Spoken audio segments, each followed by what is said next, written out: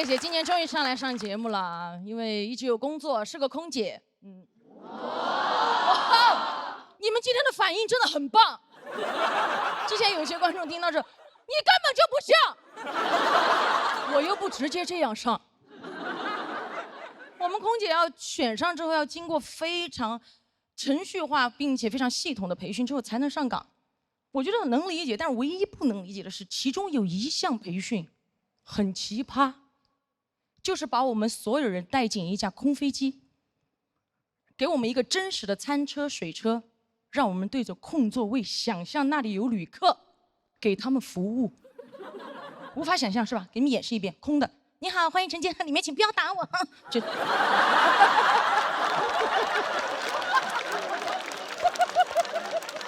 想象嘛，而且还要考试，所以考试当天我就发得很快。我说老师，我发完了。老师看着我说，你怎么这么快就发完了？你同学才发2排，你怎么这么快就发完了？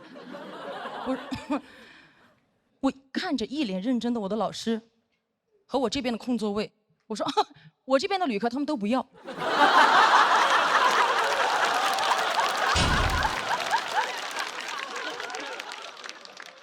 我老师非常生气，看着我说，我飞了这么多年，第一次看到飞机上138个旅客什么都不要。我说小声点，他们都睡了。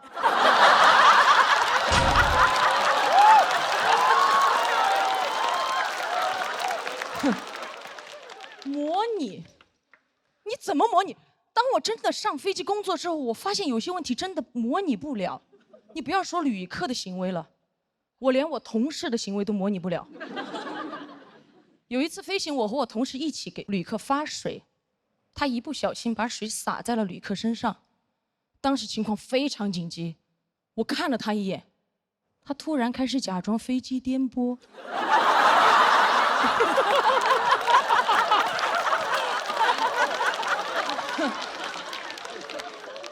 他开始好颠，颠回了工作间。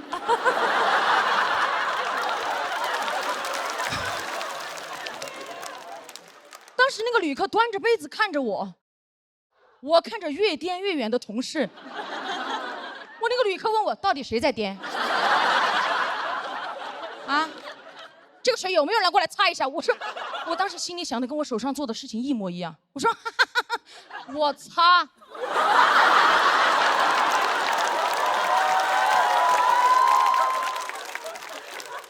真的很多东西是模拟不了的，一旦跟人挂钩，人是很复杂的，对吧？模拟不了。有一次，一个旅客上飞机，自己的耳机坏掉了，找我要飞机上的耳机。但是因为飞机上耳机的插孔跟他的手机插孔不匹配，而跟我大发雷霆。我给他报纸杂志他都不要，他一把给我摔开，他夹着机票指着我的脸说，我今天上飞机就是专门来听歌的，听不了歌我就投诉。他这句话简直给我当头一棒，当当。而且当时周围所有的旅客都已经探出头来想看我怎么解决这个问题了，我被逼到那个地方没有办法，我蹲下问他，你想听什么？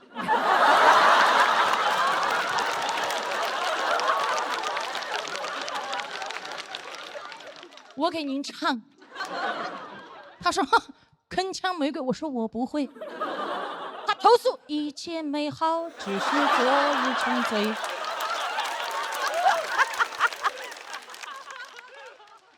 单最后还是被投诉了，因为把他旁边的旅客唱醒了。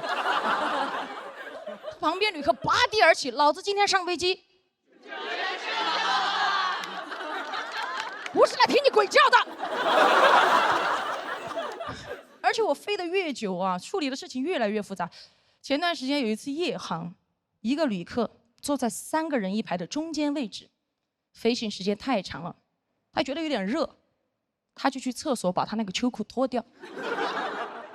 他脱秋裤我能理解哦，他脱的时候看到那个厕所有那个洗手液，他将就在厕所把他那个秋裤洗了。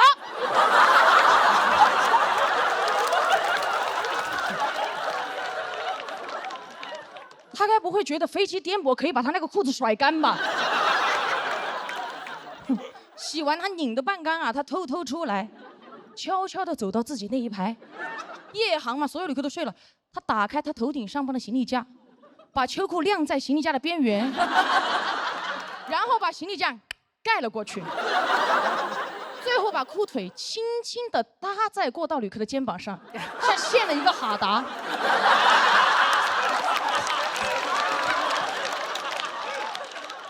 而做完这一切，他发现过道旅客并没有醒，他悄悄地跨过他，回到了自己的座位上。他以为这一切没有人看见，可是靠窗的旅客看到了。我这样说，大家是不是有点科幻，有点想象不出来这个场景？我们看向气氛组的老师，就类似于郭麒麟把他的秋裤洗了之后，晾在了杨天真的头上。杨天真醒的时候被滴醒了，发现一身都是水，把空姐叫过来说是谁的秋裤。当时空姐目瞪口呆，杨天真怒发冲冠，郭麒麟默不作声。这条秋裤无人认领，但是当时马东站起来揭发了郭麒麟。郭麒麟反手一巴掌：“你是奇葩吗？什么都说。”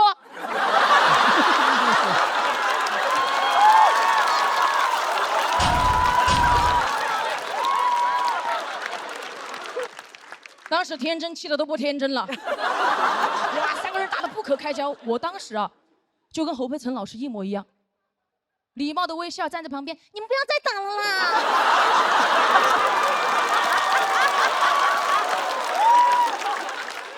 怎么办？好害怕！当时场景就是这个样子，跟大家还原一下，来看回来。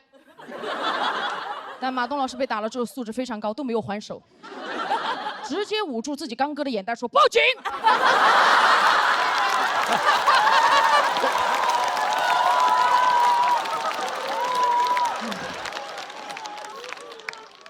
最后就报警了嘛，报完警我就准备去把那个秋裤收下来，但杨天真老师制止了我，他说我要保护案发现场，我尊重，所以这条秋裤就这样飘荡着在客舱落地了。落地后警察上来也没有想到，我的飞机上3个人因为一条秋裤打了起来。他把我叫过去，你作为一个乘务长，这么简单的问题解决不了吗？哪个要你就给哪个呀。我说有没有可能是哪个都不要呢？说完，我带着警察进客舱，我说来，一进去我们2个就看见3个人扯着2条裤腿打得咚哧打哧噼里啪啦的，事态已经无法控制了。警察很快把这群秋裤子乐队带走了。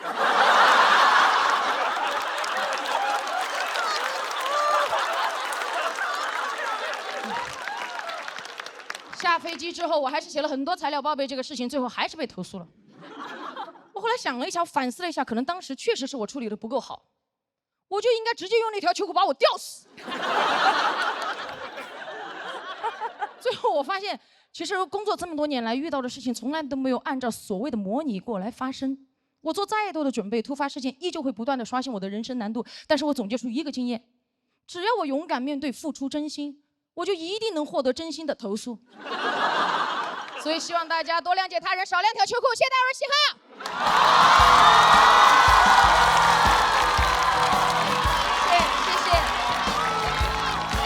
谢谢喜欢嘻哈刚刚这段表演的朋友们，千万不要忘记为他投票。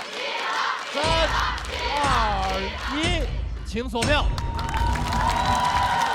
你看现场都大疯了，我能理解到他的舞台感染力和状态。哎呀，快采访一下这个不文明秋裤事件的4位当事人吧。你这个嘻哈怎么什么都说？我觉得嘻哈能当非常好的选角导演，我觉得你给每个人安排角色都很合适。真的吗？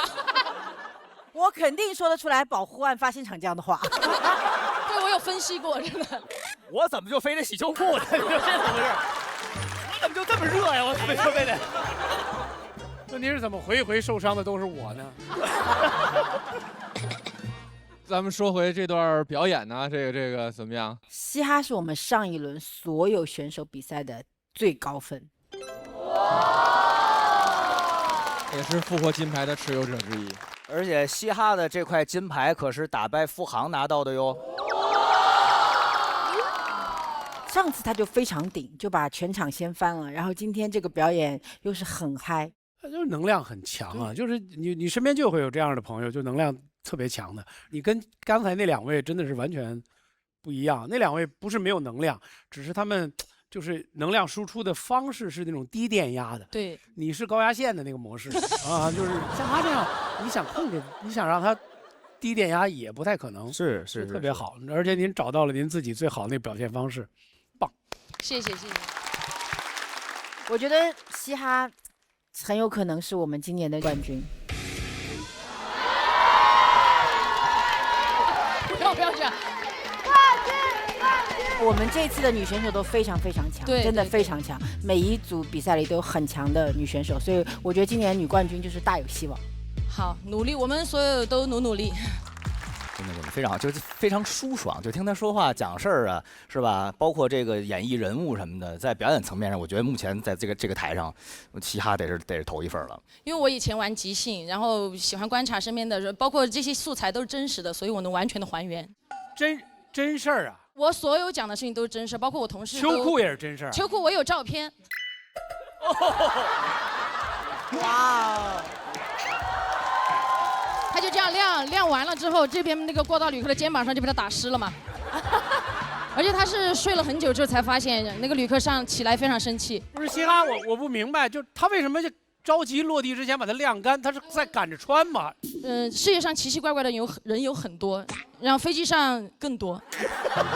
我相信大家就是上班应该能遇到这种你理解不了他的思维。我觉得他就是想蹭那洗手液，因为其实我讲的就是缩了的。其实那个旅客是已经把我飞机上所有同事刁难完了之后，我是最后一个过去解决他的。啊，其实我当时为了解决他的这个情绪问题，我蹲了40分钟。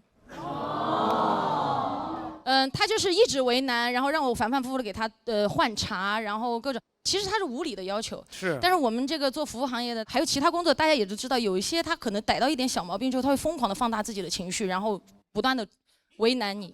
哎，你要不理他会怎么样呢？不理他的话，其实他就会一直闹，然后我们工作可能就没有办法开展，然后可能会有其他不太擅长处理这种或脸皮比较薄的同事去处理。但我不希望我的同事们遇到这种问题，我觉得我比他们都飞得久，我可以去解决，我就去解决，我也不怕。他的无理投诉对你们会有很大影响吗？哪怕他投诉了之后，可能跟我们没有关系，但是我们下来之后，比如说我们飞4天，2天休息非常难得了，但这2天可能你就要不停的在公司里面周转、写材料、报备，然后不停的开会、反思，可能又会停飞、扣分、扣钱，各种问题。航空公司有那种制度吗？就是此人无理取闹，我们终身不卖他机票。除非他是激闹，就非常严重的激闹，可能会拉进黑名单。像这种小打小闹，而且一定要在空警及时执法记录仪抓拍之后，你才可以很好的、很顺利的可以有一个解决方案。就是我当时正在洗秋裤的时候，突然破门，我干嘛了？不会，秋裤其实秋裤没有什么，报警是因为飞机上发生了打架斗殴事件。哦，辛苦。没有，这是工作嘛。我看佩岑姐也是看得很开心哈。我好喜欢你的能量哦，我好喜欢啊！谢谢。